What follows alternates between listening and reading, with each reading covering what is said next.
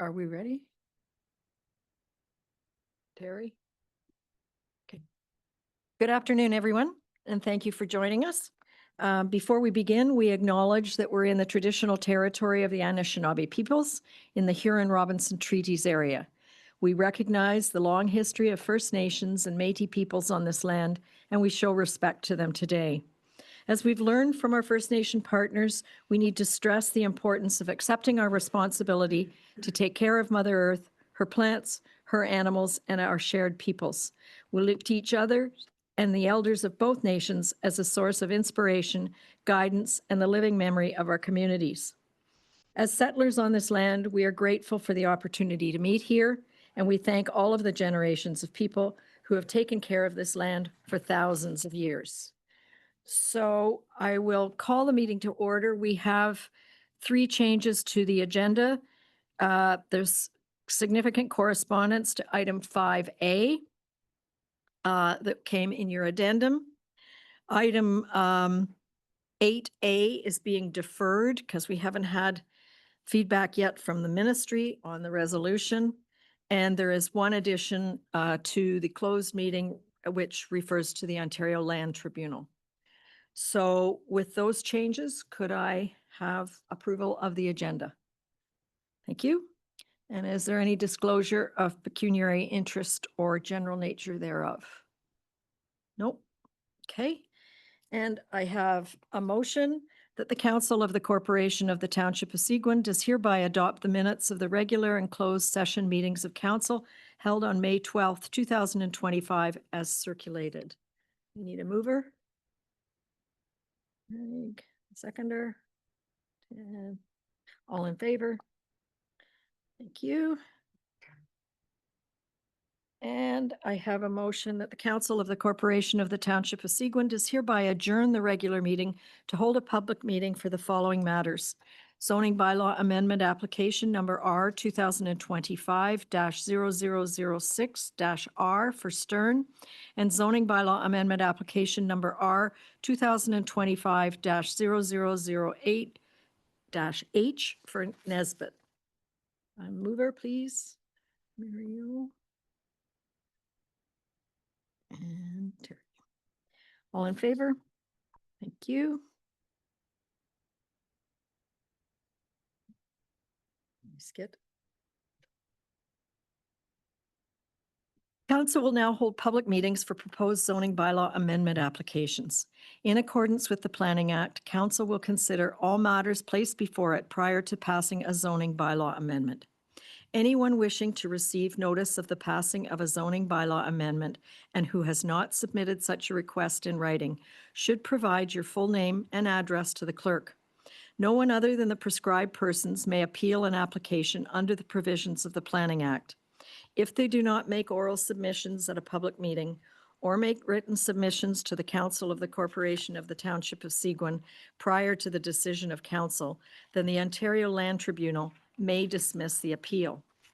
The purpose of the proposed zoning bylaw amendment application number R 2025-0006-R for Stern is to permit the development of a new boathouse in addition to the redevelopment of an existing non-complying boathouse.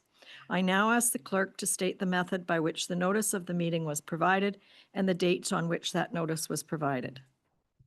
Notice of the public meeting was provided by posting the property, posting on the Township of Seguin's website, and by regular mail on May 5th, 2025. Notice was therefore considered provided in accordance with requirements of the Planning Act.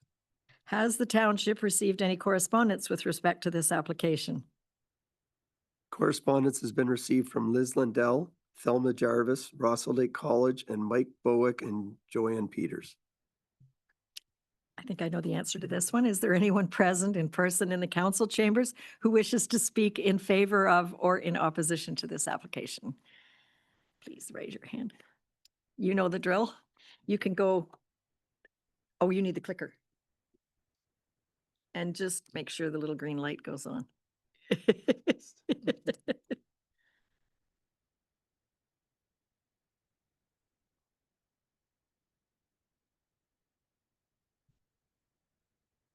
That what you want?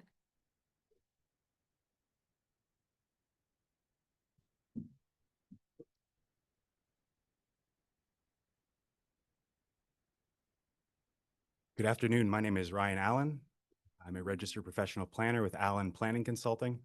I am here representing Mike and Emma Stern. They are here today. The subject property, and I do thank staff. We worked very hard together at putting together an application that I think for a unique property, hopefully checks a lot of council's boxes today. The subject property is at 14 Farquhar Street. It is approximately 600 feet of frontage with shade under 5 hectares of lot area. And this property is known as the Hermitage locally. This is one of the first properties that was developed in the township on Lake Rosso in 1972. 1872, 18. excuse me. And also known as the elephant property. Yes, the Elephant Rock is a prominent feature on this property, and the property is, I think, is important to note that is located within the Rosso settlement area. So there's a different zoning. It's an R1 zoning that you typically don't see on some of your waterfront residential properties. Normally, you'd see an LSR or an SR1 zoning. This property does have a lot of history and heritage to it. And this heritage is in the process of being restored and rejuvenated. The onshore development, the old log cabin, is in the process of being relocated. There's been a number of additions that have been added on over the years. All of those additions are being stripped off and the building taken back to its original log cabin. As part of the redevelopment of the shoreline structures, there's an existing dock and boathouse. It's a sailing boathouse, and that sailing boathouse is proposed to be replaced in the existing from the existing location into a new location that's slightly farther away from the shoreline to provide better access for boats. And a second boathouse is also proposed. This boathouse has 3 slips and is intended to provide the modern boathouse. The sailing boathouse currently does not have a sailboat that can access it. It's going to be restored to allow a sailboat to be docked inside the boathouse again as it once was, but there's no room on the property for just store other boats inside a boathouse. The sailing boathouse only has 1 slip. Excuse me here. You see Elephant's Head Rock that's located on the very southern portion of the shoreline. I can skip this, Craig.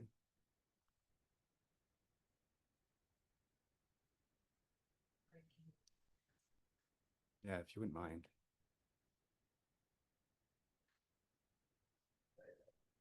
There is an existing dwelling I mentioned on the property, and you can see it on this photo as well as the Elephant Heads Rock. And the existing boathouse is tucked behind the corner on this photo. You can see the neighbor's boathouse at 24 Farquhar Street. The proposed zoning amendment has a number of exemptions to the bylaw itself, and it's primarily because there is a second boathouse that's being proposed. The sailing boathouse is going to be remain and restored, and a new boathouse is proposed. Excuse me. So as a result, we need a number of amendments to the bylaw, amendments to the permission for a second boathouse.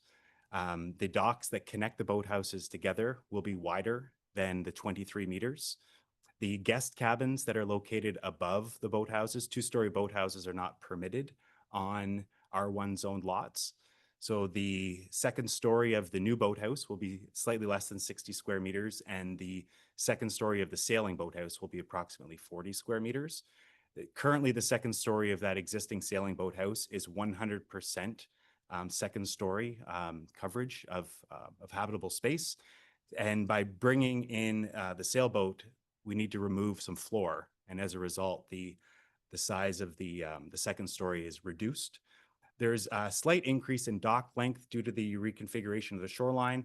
And one of the things we recognize is that the R1 zone has a considerable amount of coverage compared to your typical waterfront residential zones, 30%. And in this case, we're proposing to take the 30% maximum and push it down to 5 as a maximum limit, and take the 15% coverage number for the accessory maximum coverage and bring that down to 5, which is what is in keeping with your typical waterfront residential zones that are outside of the settlement areas. I have a little bit of a photo essay for you. You see Elephant Heads Rock here on the left. You can see a slight dashed circle just for scale. Those are 2 people standing on the on the edge of the cliff. So it's quite a prominent feature on this property. This is the existing boathouse and the forested shoreline associated with the property. No trees are to be cut. There's no development on shore associated with this application. So all of the existing shoreline buffer that you see in this picture today will remain. This is the existing boathouse itself. It's clearly in need of some tender loving care. And you can see that there's a boat in it today, but that upper level, you can see where the mast of the sailboat used to enter. That has all been floored over in the upper level. So a sailboat actually can't enter. And the intention is to remove that so a sailboat can enter again. One of the challenges with this boathouse is it's constructed very, very close to the rocks. And there is a large dock that extends out the front.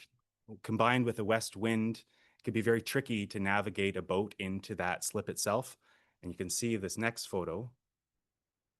The boathouse is built tight to the rocks. When we have a lot of snow, as we did have this past season, all of this area becomes packed with ice and it becomes very hard on the structure. So by moving it away from the shoreline, it provides some ability to better maintain the building and a better access for the boats as well. Not part of this application, this is the old log cabin from the 1800s. You can see it has a number of cobbled additions on it. On the back, you can see a bit of the original logs. All of those additions are being stripped off and restored back to the original 1800s log cabin. A bit closer site plan detail in terms of what the actual ask is on the table. So you'll see us moving the existing boathouse and dock. They slide from kind of in that small embayment to be farther out. And then around the point, there is a new boathouse proposed that has 3 slips. If it wasn't for the second story, that boathouse would comply with, and the presence of the sailing boathouse, that boathouse would comply with the requirements of the bylaw. So it's the combination of the sleeping cabin on the upper level that the R1 zone doesn't permit, plus the presence of that second sailing boathouse that triggers a number of the exemptions to the bylaw. You'll also see I've highlighted some red portions of the dock. Those are the areas that extend past 15 meters, and they represent approximately 2% of the total dock area.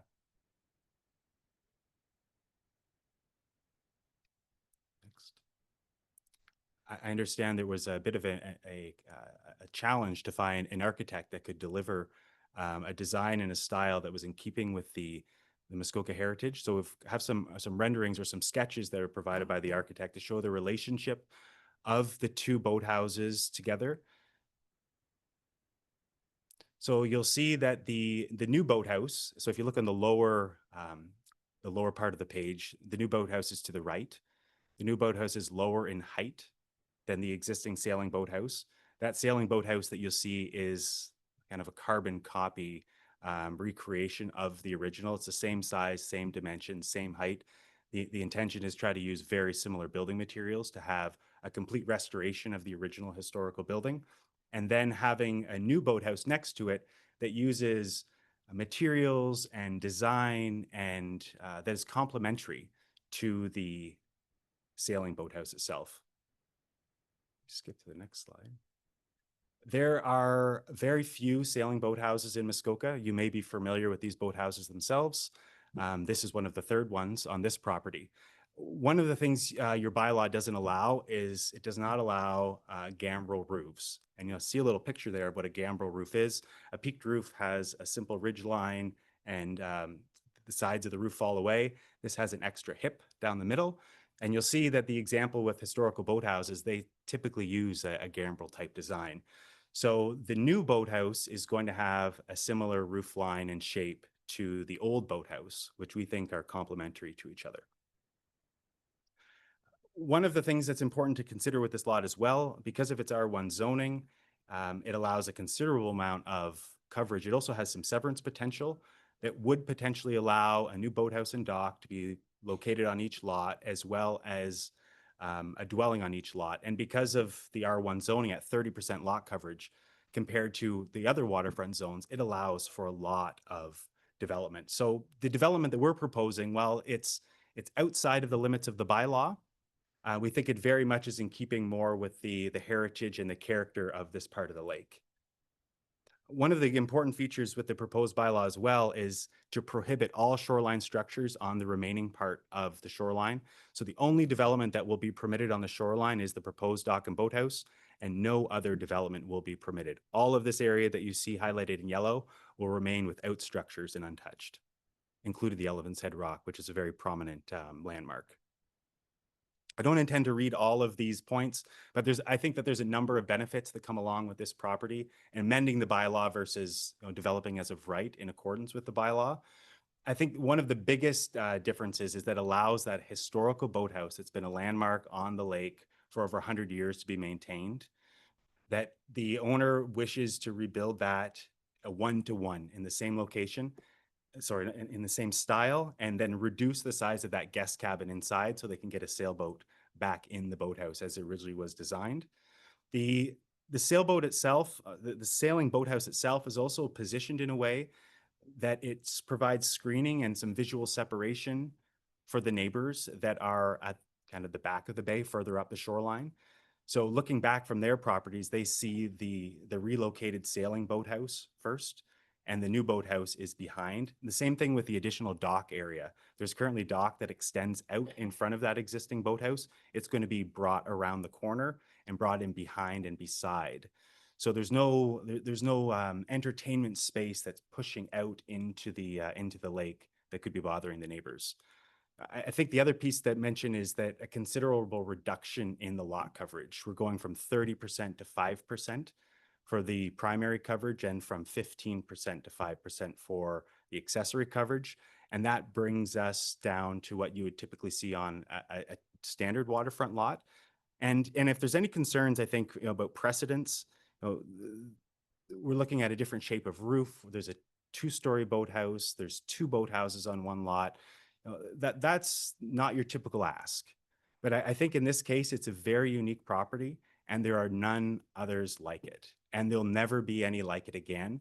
So from my perspective, I don't think there's a concern about precedence, because we can't point to another property or another example that could use this to somehow get a second boathouse on their property or a 2-story boathouse somewhere else on the lakes. I'd be happy to answer any questions you have. And Mr. Stern here as well, too. I believe he'd like to say a few words. Thank you. Okay. Mr. Stern, why don't you speak, and then we'll open it up to questions for both of you. Nice to meet you. We've only met on the phone.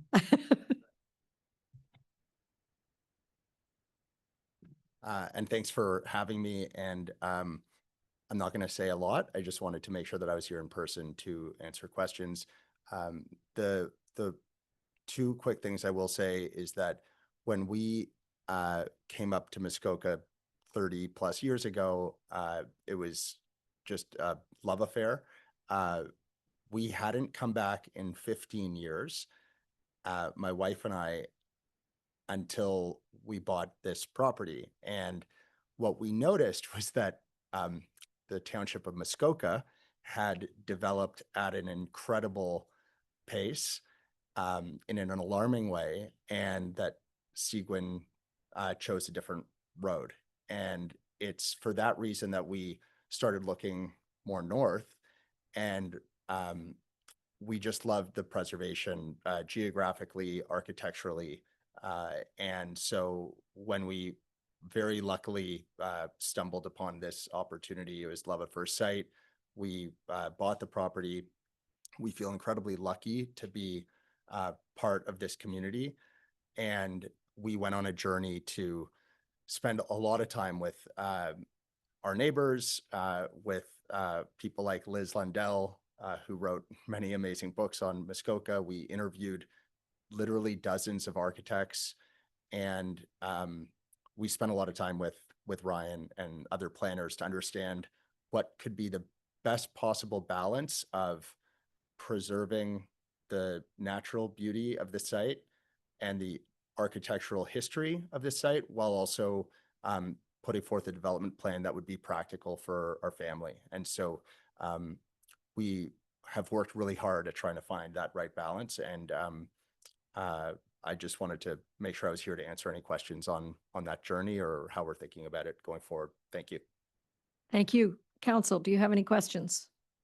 Councillor Getty? Thank you, Madam Mayor. My question is for Mr. Allen. When I read your planning report, and maybe I've read it wrong, I believe it was on page 10. The drawing shows a proposed 1.5-story boathouse, but in the application, it says a 2-story boathouse. Yeah, thank you. And through you, point of clarification, after the report had been submitted, staff made the determination that due to the angle of the gambrel roof, that it was not a 1.5-story boathouse, that it was 2-story boathouse. So the application was circulated for a 2-story boathouse, but my report would have only referenced 1.5. I didn't update my report. I could think about doing that next time. Sorry for any confusion. Councillor Fellner? Thank you, Mayor. So just a few comments. When I read a planning report, obviously a lot of work went into this planning report. I'm more interested in what the owner wants to do, less interested in what you could do. I mean, if you want to do that, you can do it, right? But you don't want to do that. I think it's very important, myself personally, to preserve history. There's too much history that I think on the lakes that have been lost over the years in the zeal to build bigger and better. And I think some of the members in this council will remember in the past, we've allowed a few boathouse buildings to be reconstructed that didn't conform to the zoning bylaw. And quite frankly, in this day and age, maybe not that practical. I mean, you know, your sailing boathouse is practical if you have a sailboat, right? But it's a pretty cool boathouse. I've seen it many times. It's very cool. So I'm less concerned about you know, the rest of it. I think is great. I think it's great that you. I think what I would want to see is some sort of guarantee that that boathouse is preserved for, you know, for subsequent generations.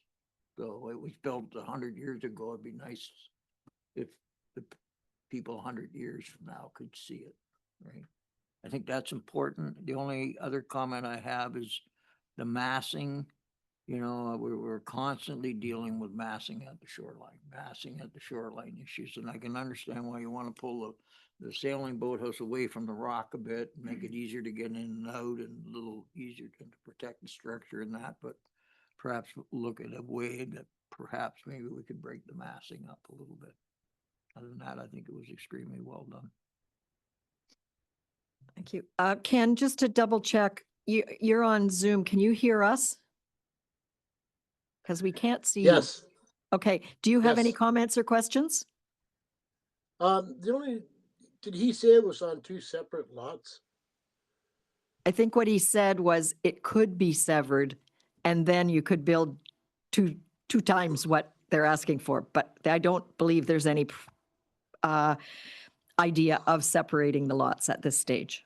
It's a big enough lot that Okay. it could be severed. Okay, thank you. No, that's all I had. Councillor Collins, and then I'll get you. Thank you. Yes, thank you, Mayor. I guess I'm on the same page as Councillor Fellner. When you're looking at remodeling a designated historic building and using new materials to complete the construction. And I'm wondering, does that keep its historic resignation? Even though it's all new material and it's really a different building now. Another issue is, what percentage of the old structure are you going to be replacing? Go ahead. And yeah, go ahead. And then I've got another question. Go ahead. Thanks for the questions. So one of the first questions we had for a number of builders and architects when we were considering buying the property was exactly that. And currently, We are using the existing boathouse at great risk to our ourselves, safety wise. It's in a state of complete disrepair, and for the reasons that Ryan mentioned, something needs to be done. The question then becomes, at what cost would it take to renovate it versus replace it? And the renovation cost, from multiple builders now we've learned, would be far, far greater than replacing it. The good news is that we can reuse a lot of the timber, and we're planning to, just like we're going at great lengths with the log cabin. And there are methods, and we've learned this from some of the different preservation groups that we've talked to while still use new timber, whether it's the paint or the treatment of the timber, to produce a look that would be unrecognizably different, unrecognizably not different from what this building would have looked like 20 years ago when it was photographed and it looked great.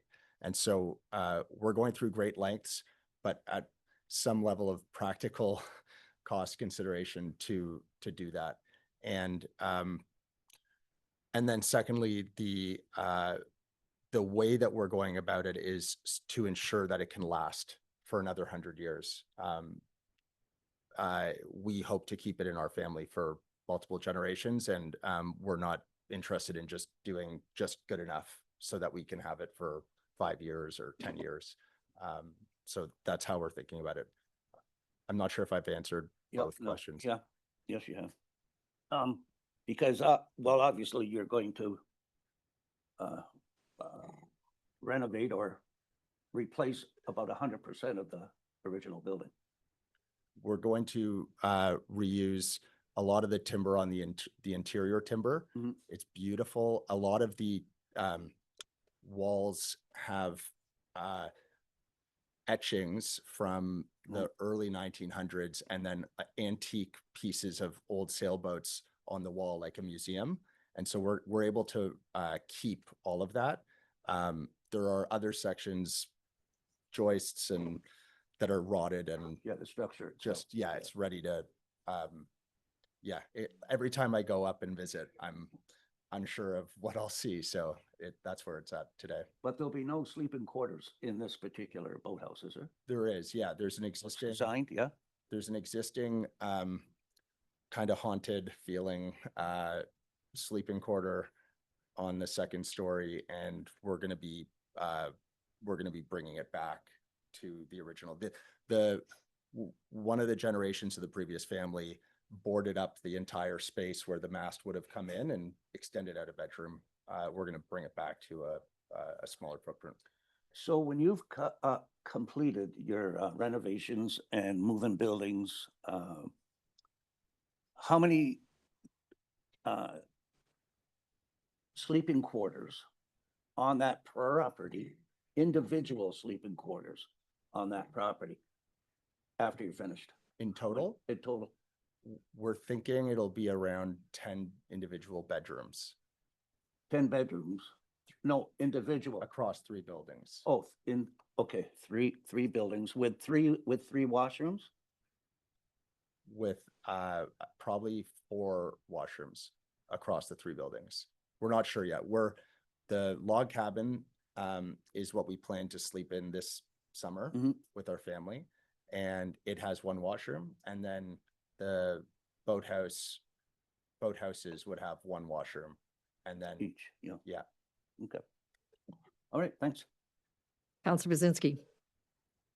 Thank you. Is Taylor on the line? I am. Or somebody from planning? Yeah.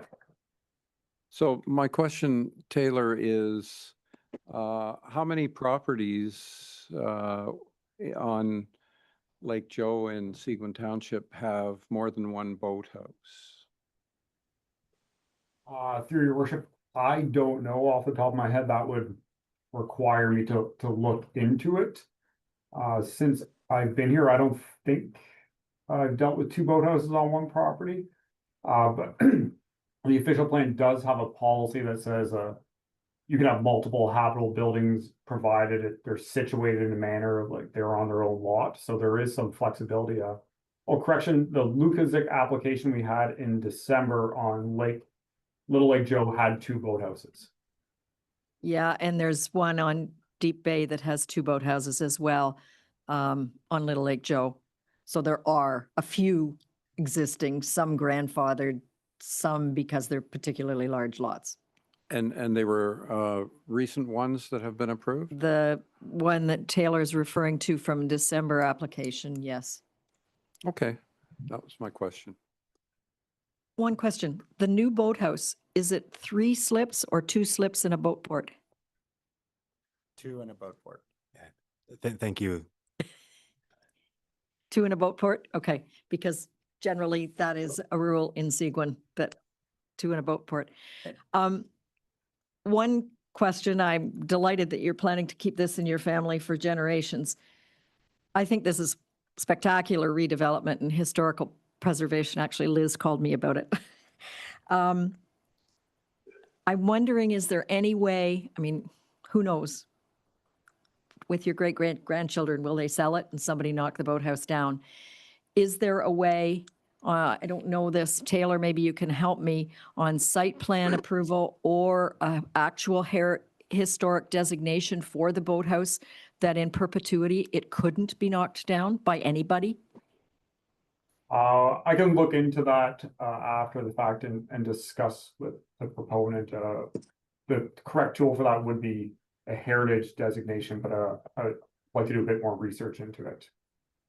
Okay, Thank you, Ryan? Madam Mayor, the province has made a number of changes to the Heritage Act within the last several years, as well as, planning generally.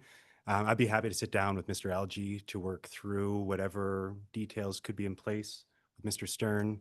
If there's a site plan agreement that's required, we can look at what details could be included there. So we'll be as amenable as we can. Okay, well, I think what we want to do is preserve what you're preserving. So that somebody who we've never met can't come along and undo it. So, Councillor Getty? No, one of my question I was going to ask was in regards to a historical designation, because you mentioned it in your presentation, Mr. Allen, was, and obviously there's been discussion with staff. This meeting is being recorded. Setting precedent for not so much the 2 boathouses, because I think it's a very unique renovation. The issue, the concern sitting here, and I look forward to seeing how staff can work through it, the 2 sleeping quarters. You're putting 2 boathouses with 2 guest cabins on top of them. And the potential for us here in council is that it could set a precedent where people wanted to come forward with that, because people are constantly pushing the limit, as you know, as a planner, Mr. Allen. And that historical designation may make it easier to get around that, to recognize the sailboat boathouse as a unique heritage building, which would take it out of the normal realm of what we would have to deal with, or what staff would have to deal with from a planning perspective, and setting that kind of precedent, which I know you don't want to do. I know you're looking to, rebuild a very unique piece of architecture on the lake, but we have to also look at it in totality of what precedent it may set. Thank you. Thank you. Through you, I think there's 2 factors. There's the design itself, so the style, the materials that can't be controlled through zoning, and then zoning's dealing with the setbacks and the sizes, the uses, that type of thing. I'm aware of a situation in Toronto. There was a building that was built brand new, and it was designated under the Heritage Act because they had done such a good job. They said, this building is spectacular. We want it to be saved forever and all time. I think that's exactly in the lines of what I'm hearing today. And then further to that, the bylaw itself is asking for permissions. We have some restrictions on some shoreline areas where there won't be development, but possibly we could draft this bylaw in a way that says the only boathouses that are allowed are these boathouses. So it doesn't have any future flexibility. That plan that we saw on the screen, that's the only plan that's permitted for boathouses. And that gives this council some certainty that they can't change the script later down the road.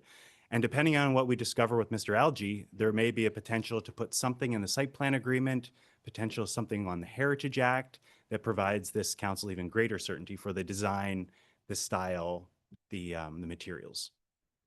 Thank you. I think what you're hearing, it's public meeting just for information, is you're hearing that the people around this table, and I think Counselor online, we applaud what you're trying to do, but I encourage Ryan to work with Taylor to see how we can kind of make it heritage. And what I hear Counselor Getty saying, we don't want it, we want it to be so unique that it's not setting a precedent for others.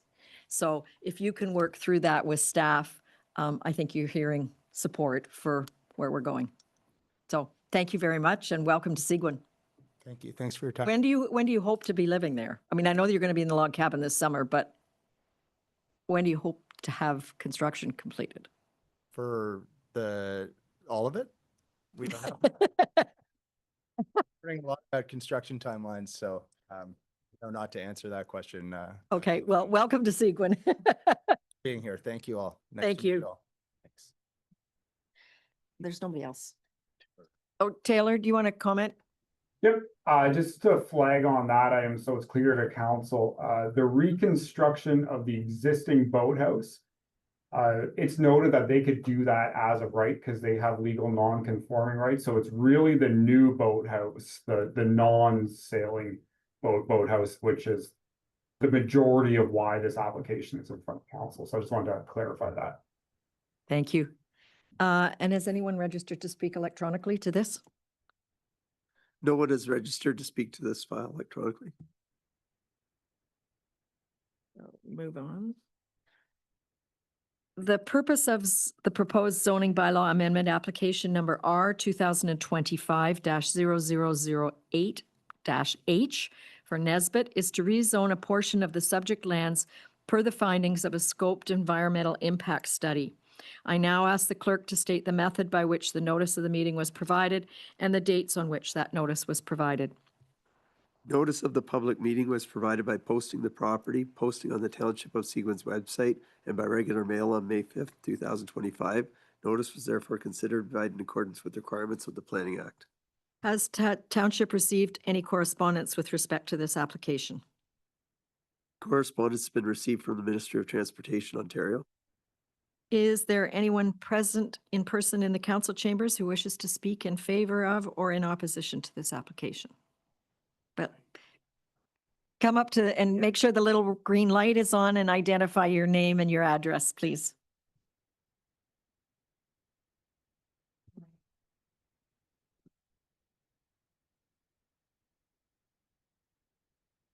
Yeah, Rob Nesbitt, the owner of, the owner of 29 Cemetery Road. I just want to say that we agree with the staff from the planning department with their report, and we're just here to answer questions if there is any. Has anyone registered to speak electronically? No one is registered to speak this application via electronic participation.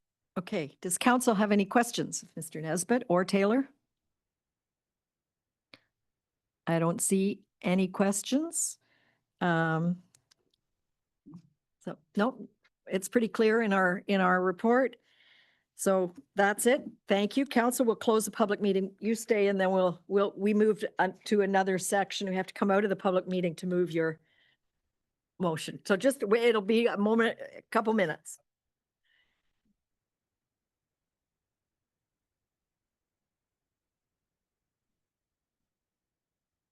So I have a motion that the public meeting held for the following matters is hereby closed and the regular meeting is hereby reconvened.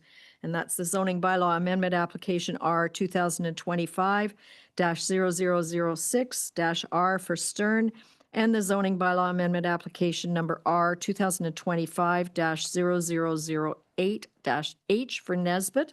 The mover. There we go. All in favor? Thank you.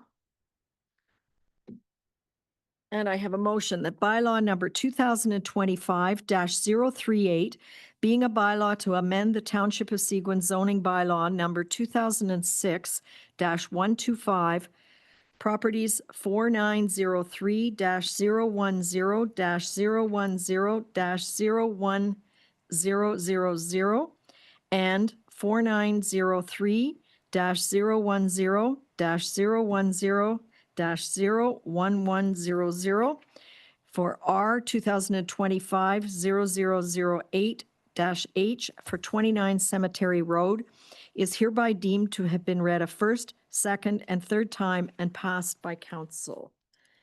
Terry and a seconder. All in favor? It's carried. Thank you. So that is granted. Thank you very much. Council will now consider the following road allowance applications. Shore Road Allowance Application Number RAS 2024-0015-H for Steel on Lake Joseph, and that's bylaw number 2025-036. And Shore Road Allowance Application Number RAS-2024-0016-H for Roy on Lake Joseph, and that's bylaw number 2025-036. Have any written objections been received related to these applications? No written objections have been received. Is there anyone present in person in the council chambers who wishes to speak to these applications? Nope. Has anyone registered electronically to speak to these? No one has registered to speak to these applications electronically. Does council have any questions? I believe Taylor is online for both of them.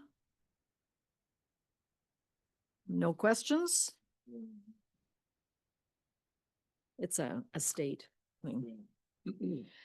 Motion, I have a motion that bylaw number 2025-036, being a bylaw to close, stop up, and sell portions of the original Shore Road Allowance applications number RAS-2024-0015-H for Steel and RAS-2024-0016-H for Roy is hereby deemed to have been read for a first, second, and third time and passed by council.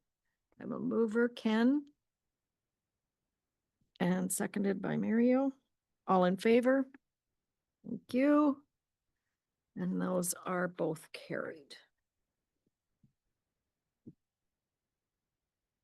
And we move on to staff reports. I have a motion that the Council of the Corporation of the Township of Seguin does hereby receive the staff reports as presented on the agenda for June 2nd, 2025 meeting of council.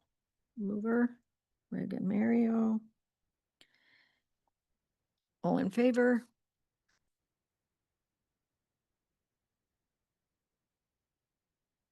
Okay. I have a motion that bylaw number 2025-039, being a bylaw to amend the Township of Seguin zoning bylaw number 2006-125 for property roll number 4903-030-011-01604 and R 2005-0009-F for Coulter, lifting of the H symbol is hereby deemed to have been read a first, second, and third time and passed by council. Mario, Greg. Is there any discussion or questions for Taylor? Councillor Fellner. Aye. Taylor, for you, is this the same piece of property that we rezoned a few years ago? Through your worship, that is correct. You know, Rezoned in why 2019. did it have a hold on it in the first place? Just a matter of interest. There was a holding symbol put on it for a couple of reasons. The first was that it couldn't be lifted until it entered into a site plan control agreement. Staff's opinion is since site plan control is required by the parent zoning and also through our general site plan control bylaw, you don't need it by a holding symbol, so it's a bit redundant. It was also flagged for the environmental impact study, but council already accepted and peer reviewed the original EIS in 2019. So I think that was just a reminder for when it was developed. So that is also satisfied. The third matter was mine hazard rehabilitation plan, and they've done that. And the mine hazard is actually on a different property. It's the property that they used to own that this was severed from. And the last aspect is if there was ever any Perry Sound services being used, but those aren't in question or aren't requested. Okay, thanks. Anything else? No? All in favor? Thank you. It's carried.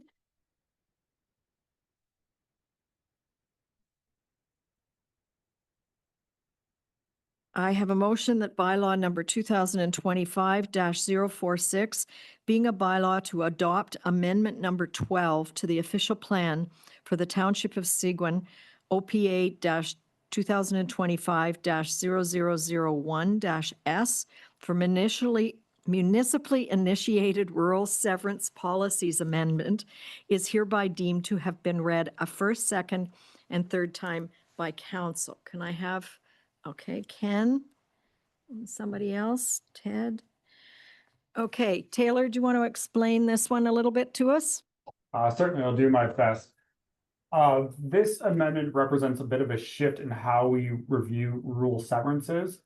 It proposes to go away from a cap on how many lots you can make anew based on how many you made in the past, and going more strictly to a minimum lot size and frontage area. So since we're giving flexibility in the one regard, it is actually recommending larger lot frontages in some instances.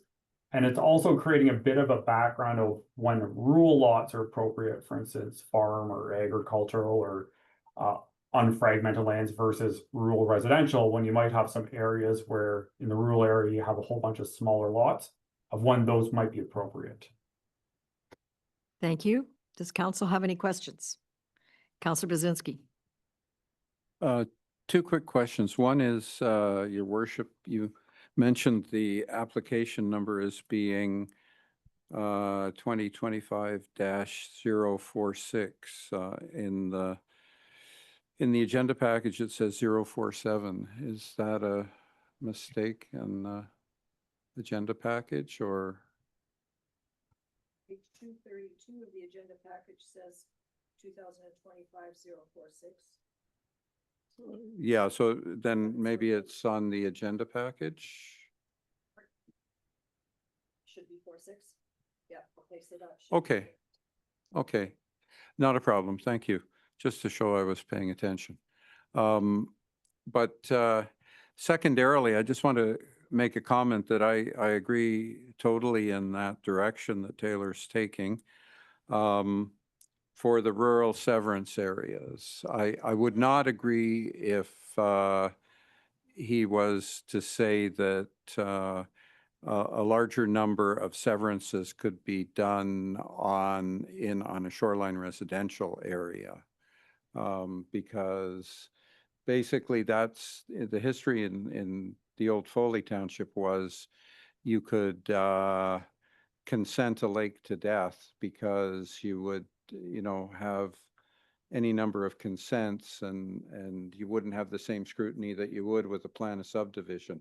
So I'm quite happy to see for the rural areas, and especially, ultimately development along existing rural roads, such as Rankin Lake Road. I think that's a positive thing, but as long as it's not applied in the same fashion to water bodies. Thank you. Taylor, it's just intended for backlot, is it not? Through your worship, we're actually not touching the backlot policy, so this is just strictly rural lots, so greater than 300 meters from water bodies. Okay, thank you. Councillor Collins. Thank you, Mayor. Taylor, just a couple of questions, and I guess I'm trying to read into a planner's mind. When you look at the minimum lot area that you're suggesting, you've got 1.2. What's the 0.2? That's 1.2 hectares. Yeah, I and know. just But what's maintain- the point two? I don't understand what the point two is. That's the current standard in our zoning bylaw and the current official plan policy. So quite honestly, I was just keeping it consistent and not proposing to change that at all. We didn't want to And- upset the apple cart too much. No, no, no. And then I see you're going a little bit less on the minimum lot coverage down to front, I guess, frontage, down to 90. And I didn't, why 90? Was that just a number picked out of where? That's another, so the current official plan's minimum standard is 90 meters. So that's where we're just maintaining that same standard in areas of existing rural residential nodes, just to maintain it. So that's another case of we just weren't looking really to change or to increase without accepting what the current standard is. Okay, so then my next question is, when you look at the minimum lot area, it's 1.224 hectares?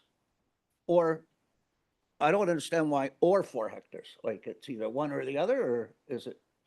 Yes, depending on the scenario. So we're looking at a minimum of 4 hectares in areas where it's really large lots, it's rural uses such as aggregate or farmland, or if there isn't a lot of residential development, there's a real rural character of bigger lots.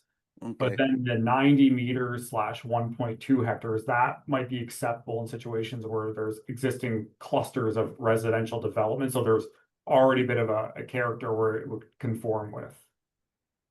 so you put considerable time into coming up with these figures then? Because I look at it and I think, how simple is McDougal? 1 hectare, 100 meters. There you go. Anyways, would- that's my, no, I'm just, The mesh uh, existing yeah. policy and Yeah, I the hear you. direction to go. I hear you. Thanks, Taylor. Thank you, Taylor. I think it makes a whole lot more sense than the number of times you're allowed to divide your lot over a history of a family. I never understood where that one came from, so I applaud you for tackling this. All in favor? Thank you, and that's carried.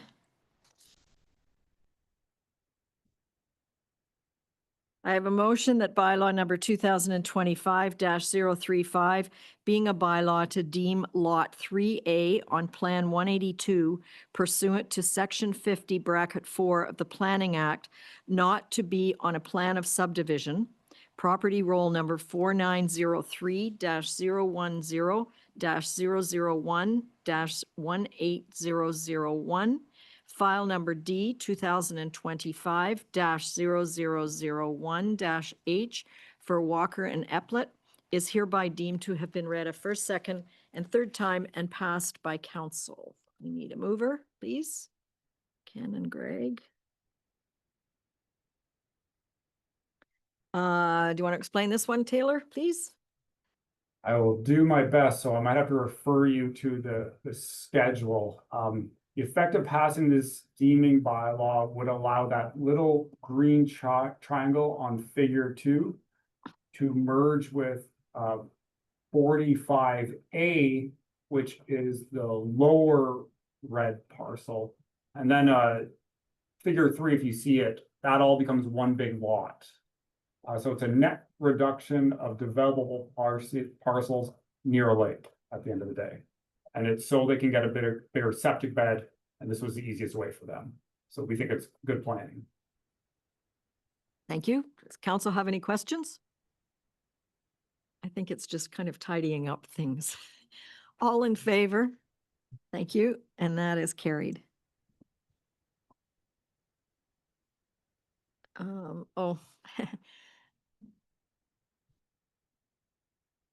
And the next is Taylor again, but it's for your information. It's trying to make sense of Bill 5 and Bill 17.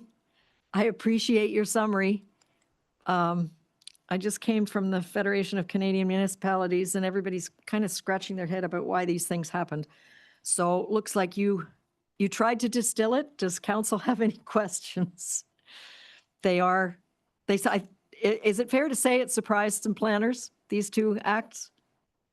Taylor? Yes, it did. We were actually I was at a planning conference, and there was a lawyer putting on one of the sessions, and he just threw at the end, oh, by the way, the province might allow 10% variances as of right on top of any zoning bylaw, and the entire room just erupted into questions. We still don't get it. Okay. Now, these acts haven't been passed yet, have they? Not as of I last checked. I believe they're still in between second readings. Bill 5, I believe, is it's outside of the commenting period, but it is getting a significant pushback. Thank you. And are you submitting your comments to, like your summary to us? Are you submitting those to whoever asked for comments? This was just for council's attentions. I didn't really have any comments for the province because they're doing this under the explanation. This is all for, especially Bill 17 is all for housing, but I don't really see how any of this results in new attainable housing. It might help or it might change some little things here and there along the approvals process, but I don't foresee it actually making the changes that they're hoping it does.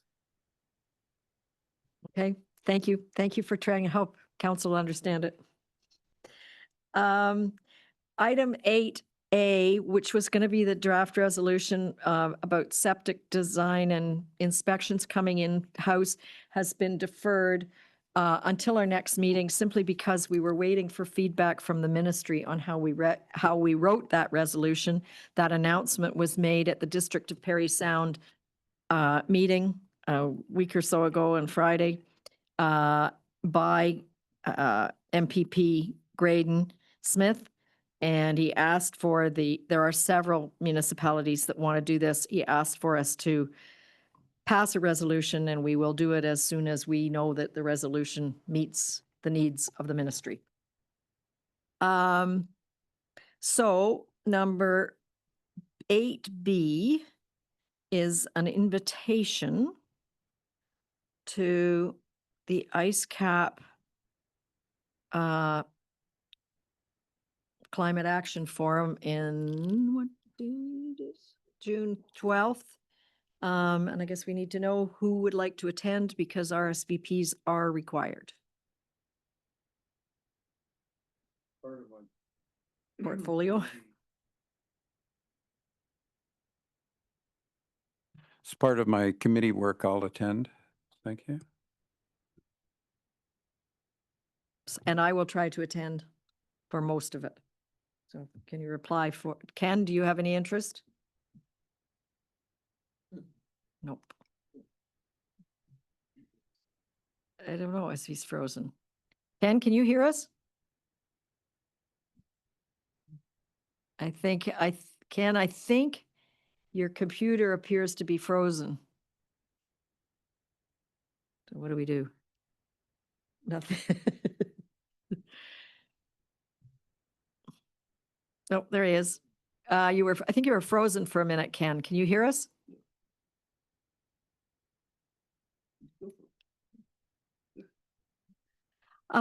Well, put down Mario and I, and maybe somebody could double check with Ken after the meeting whether he wants to attend.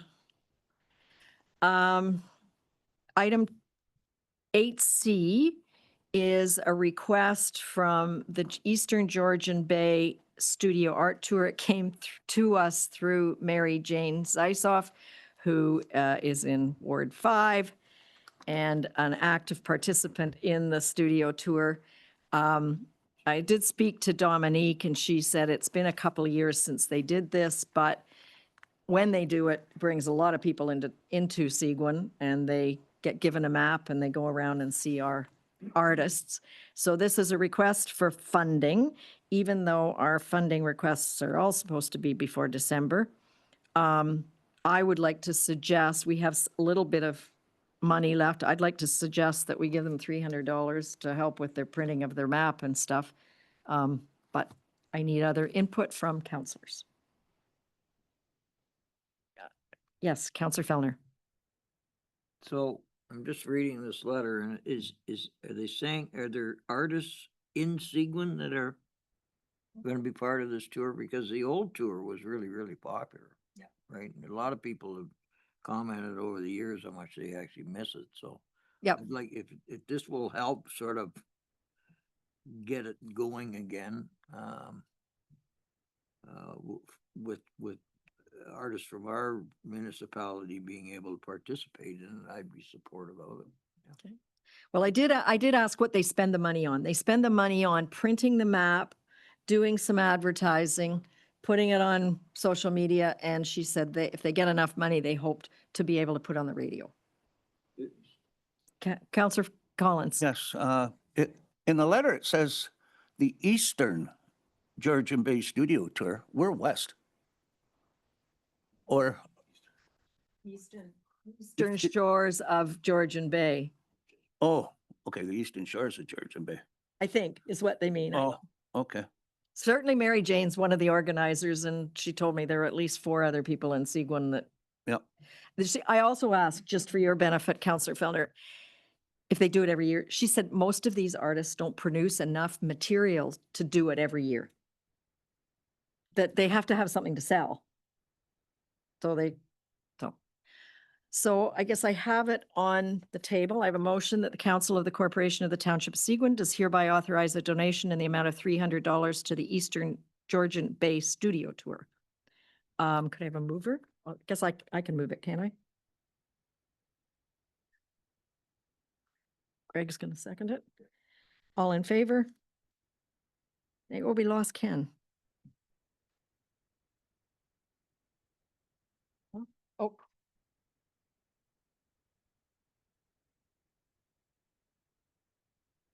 Oh, and I have. I meant to talk. A request, a motion that the Council of the Corporation of the Township of Seguin does hereby authorize a donation to the Rosso Agricultural Society for the Rosso Fall Fair. I don't know what, Michelle, are you on? How much did we give them last year? They did not ask for money last year. Oh, okay. Counselor Bazinski.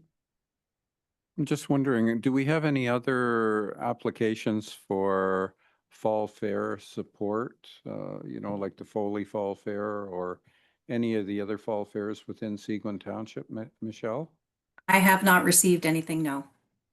So, I'm just wondering if it'd be a precedent to give it to Rosso without, that might open the floodgates and the other fall fairs might want it too. I don't know. Yeah, how much money's left in our little pot, Michelle? Around $1,000 right now. But we just took 300 out for the studio, so there's still 1,000 left? Yes. And the Rosso Agricultural Center is asking, well, they've given us a range. It's 150th year. The lowest range is $250. That gets us on their website, their sponsor board on Fair Day.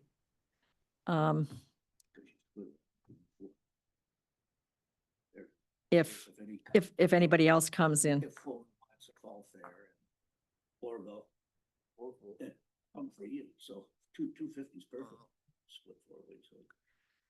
So could I have a mover to Oh. say 250? Yeah. Ted, Right on. seconder, We'll take care of it with 1,000 Great. bucks. and I'll fill it in. All in favor of a $250 donation to Russell Fall Fair? Thank you. And I have a motion that bylaw number 2025-044, being a bylaw to write off taxes on properties in the Township of Seguin, is hereby deemed to have been read a first, second, and third time and passed by council. I need a mover here. Greg. Seconder. Terry. All in favor? Thank you. Well, it's carried. Council reports. We don't have.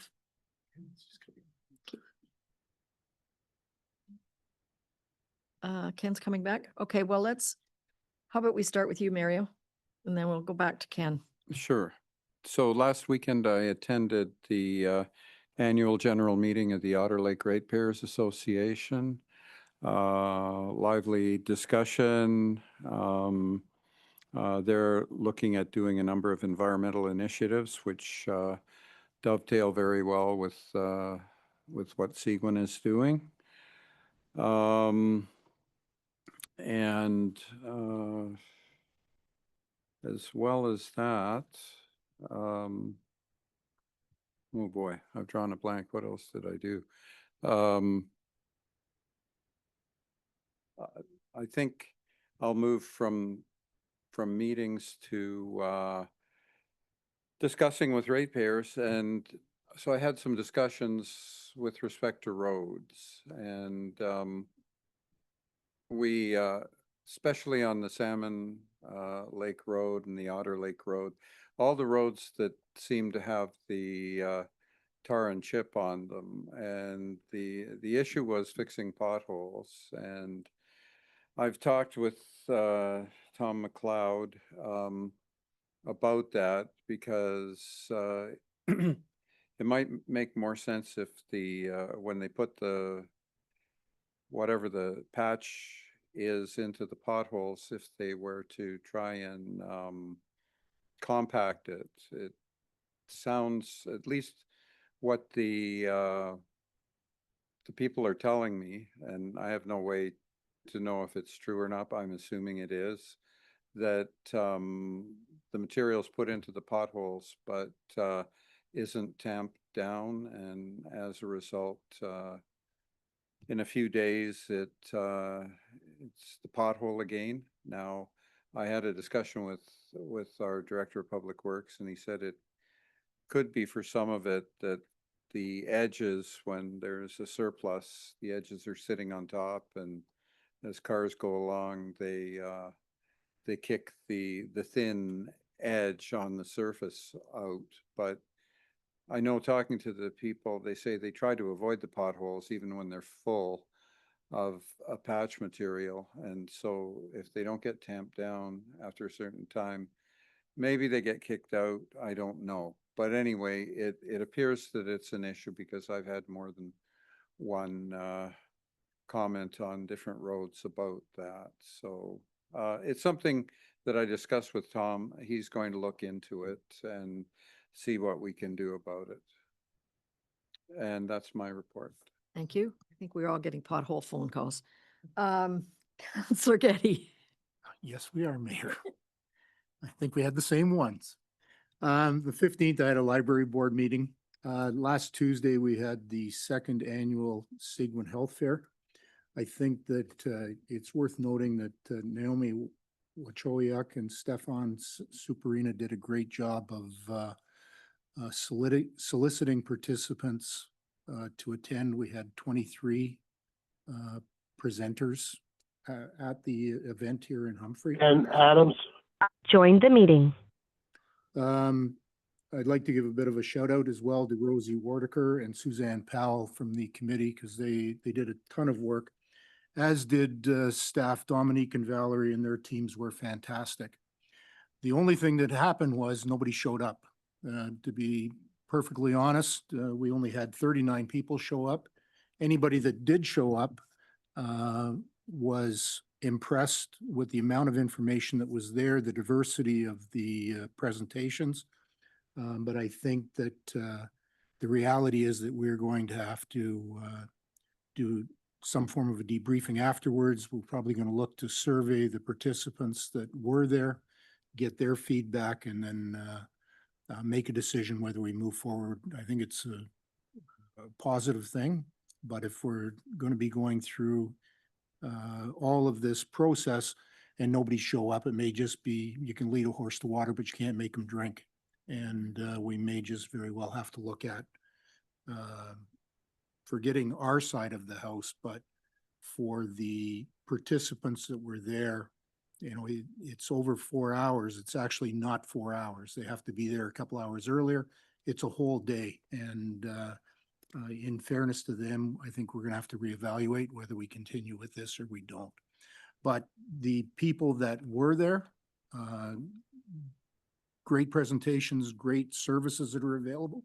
And it was outside of the provincial healthcare system. There was a number of people there that provided private services or services from different agencies. So it was successful. Unfortunately, quite frankly, nobody came. And it might have been the venue, it might have been the time of day, it might have been the date. We'll look at it and come back later on with some kind of a follow-up report. Thank you. Thank you. Councillor Fellner? Thank you, Mayor. May 14th, I had a meeting of the West Perry Sound Rec and Culture Center, or commonly known as the pool. Couple interesting things with regards to the construction. The construction's on schedule, on budget. It's, I don't know if you drive by, it changes every week. It's great. But anyhow, the contractor we have, Ball Construction, that really impressed a bunch of guys. And they said, we had a big problem. He said, but don't worry, we found a solution. So the problem was, is the pool that we bought was in what they call a Natari pool. And it's stainless, it's 100% stainless steel. And it's recognized as one of the state-of-the-art commercial pools globally. Problem with it is made in Indianapolis, Indiana, and it's subject to a tariff. And it was $4 million. So that's $1 million tariff. So Ball reached out to them and said, have you ever thought of having a Canadian subsidiary? And they said, yeah, matter of fact, we've been looking into it. And they said, well, we can help you with that. And in the end, they sourced a fabricator, I believe in Toronto, Guelph, who's going to fabricate. The stainless is coming from Canada, so it will be the first Canadian-made Natari pool ever built.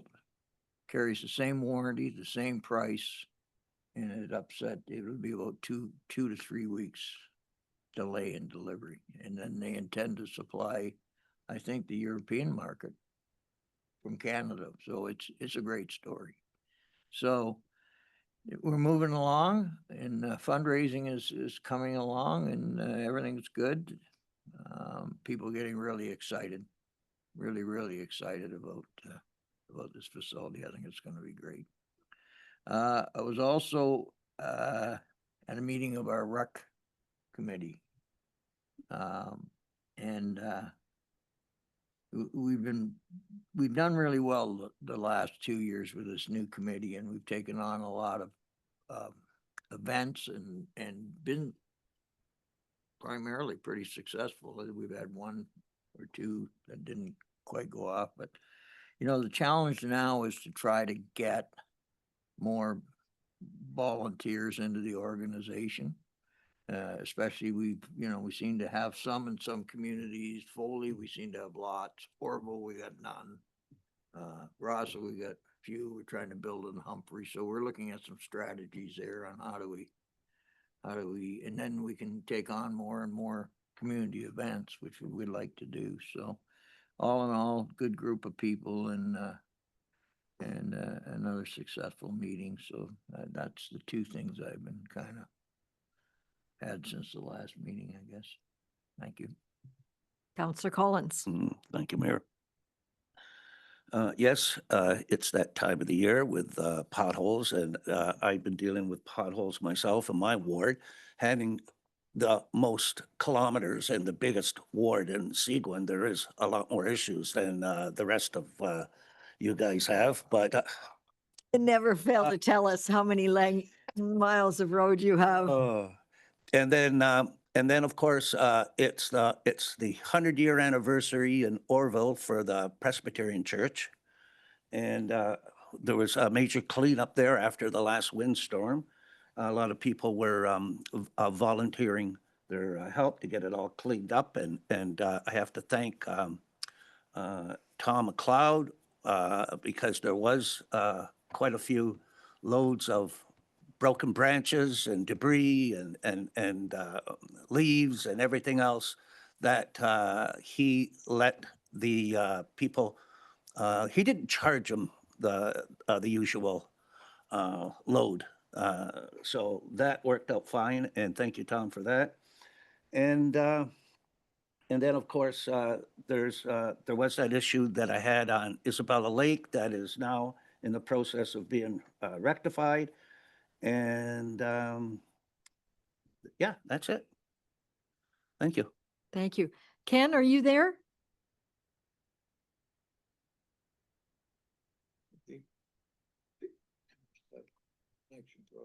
He's there. He is there? Probably he's on by phone. Oh, He's muted. Ken, can you hear us? And if so, can you give us your council report?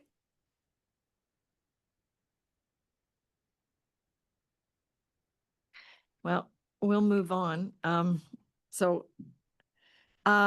13th, Jason and I attended the thank you lunch for the Public Works Department. They did a fair number of extra hours of plowing and then ice storm cleanup and everything. So it was a thank you lunch, and I think they had some workshops that day. That night, I also attended the AGM for the Smart Community, which they didn't get a quorum, so nothing was passed. And they're going to have another one. But basically, the key recommendation there came from Liz McWalter to say the Smart Community, I guess it's committee, has done what they can and should probably be disbanded now. And I think they have. They were good lobbyists to get internet on, but now that the province has taken it over, they don't really see a big role for themselves. Terry mentioned the Recreation Center meeting on the 14th. I think the other thing that's important that came out of that meeting is now that the chair of that Municipal Services Board is Dale Robinson, the mayor of McDougall, and the co-chair is Jamie McGarvey. So that's a change. On the 15th, we had a 911 committee meeting, and also I attended the Archipelago to ask them to help me with some of the fundraising. The 20th was the Rosso Seniors Lunch, and again, sold out. It's proof we need a bigger community hall because they could sell, it's $15 a lunch, and they could almost double the number of people if they had room for it. Then on the 22nd, we had an EMS advisory committee and approved the 2025 budget. They're really desperate to find out if the paramedic funding will be continued. That's the paramedics between their emergency calls, checking on the seniors at home, doing regular blood checks and stuff. That funding is to expire, so lots of letters are being written to extend it because it really has cut down emergency room visits. So the stats are spectacular. The 23rd was the Parry Sound District meeting in Callender. And there was lots of great presentations, and the biggest one was when MPP Graydon Smith announced that we could bring the septics in. He got a standing ovation, and Norm Hofstetter and I were cheering on our tables. So we've been asking for it for now 6 or 7 years. Then Mario mentioned the Otter Lake ratepayers. AGM was on the Sunday by Zoom. They are doing a lot environmentally. I did note that their membership has declined from last year. Don't really know why, but it is a couple years of declining membership. The 27th was the health fair, and I thought it was impressive. I did notice that there weren't a lot of people there. So in your debrief, maybe every year is too often. Maybe, I don't know, because there was a lot of good information there and a lot of people put a lot of time into it. And then I've just come back today from 4 days in Ottawa at the Federation of Canadian Municipalities, which is an impressive meeting, quite different than AMO in the way they pick a strategic focus for their year, and they just keep hitting it. Federation of Canadian Municipalities has over 400 employees in Ottawa. So they're really focused on policy, strategy. I did have quite a long meeting with our Member of Parliament, Scott Aitchison, and attended part of question period on Thursday. Obviously, a lot of discussion about the strong mayor powers amongst the Ontario municipalities, and some that have had it for, I guess, that 16 or 17 months, that middle group are just saying it's a disaster because their mayors are becoming dictators. But the theme this year was, how do we unlock the power of rural Canada? So it was really focused on every single thing. Every speaker that spoke said, how does this apply to rural and rural? And we also had the Prime Minister for almost 45 minutes. It was interesting. And that's where I've been the last few weeks. Can you hear me now? Yes, I can. Do you have a council report, Ken? Yes, I do. Sorry for all the confusion. I won't be doing this again. On the 21st, May the 21st, I attended the RC meeting, like Terry said, and one of the big topics was volunteers. And I think I don't know how we're going to create something to get more volunteers, but we have to look at something. On the 22nd, I attended the museum meeting. On the 25th, I attended the Otter Lake Repairs Association general meeting. It was a good meeting. And like Ann said, they're very environmental orientated. So other than right now I'm going around to get a bunch of stuff for the silent auction for the Canada Day celebration in Norval. And that's all I have. Thanks. Thank you. And I think our CAO has a report. Thank you, Worship, members of council. I just wanted to first say thank you to the Humphrey School grade 8 students, along with their teacher and principal, who joined staff and members of council outside the municipal office earlier this afternoon to raise the Pride flag in support of Pride Month. This symbolic gesture represents the township's ongoing commitment to inclusion and equity. Seguin Family Fun Night is coming up Friday, June the 20th at the Rosso Waterfront. This free annual event will feature live music, bouncy castles, a barbecue, and much more. Watch our social media channels and seguin.ca for details. Also want to thank those who participated in our recent waste station survey. Staff is now analyzing the data from hundreds of responses and will share findings with council and the community in July. Our official plan review process continues to advance. The public is invited to attend 2 upcoming open house events. The first is Monday, June 16th at 2:30 p.m. at the municipal office. And a second open house will be held Thursday, July 3rd from 4 to 6 p.m. at the Humphrey Community Center. You can visit letsconnectseguin.ca for details. And as noted by several members of council, the Seguin Recreation and Culture Committee is hosting 2 events in June, a community dance on June 21st, and a Canada Day celebration on June 28th. Again, watch the social media and website channels for all of those details. That's it for me, Your Worship. Thank you. I have a motion that the Council of the Corporation of the Township of Seguin does hereby receive the board and committee minutes and agendas and the correspondence as presented on the agenda and the addendum for June 2nd, 2025 meeting of council. Need a mover? Terry?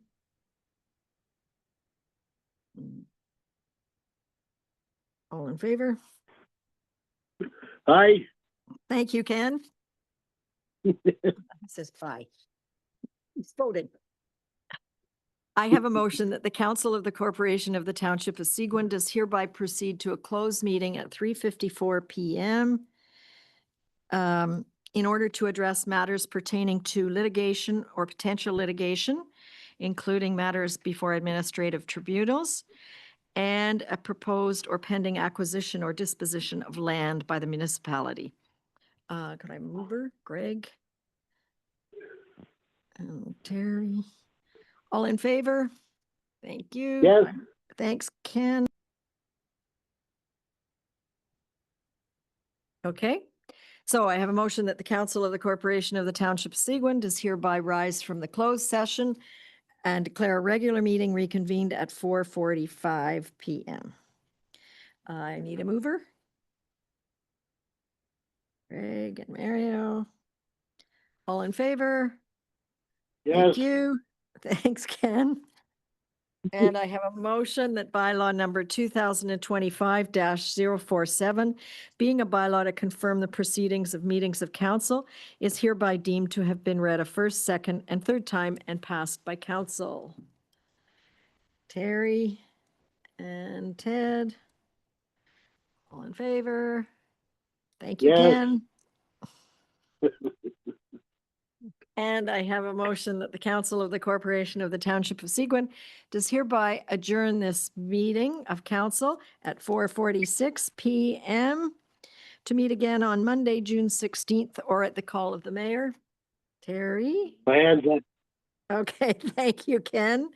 All in favor? Thanks. Yes. Okay, have a good evening, everybody.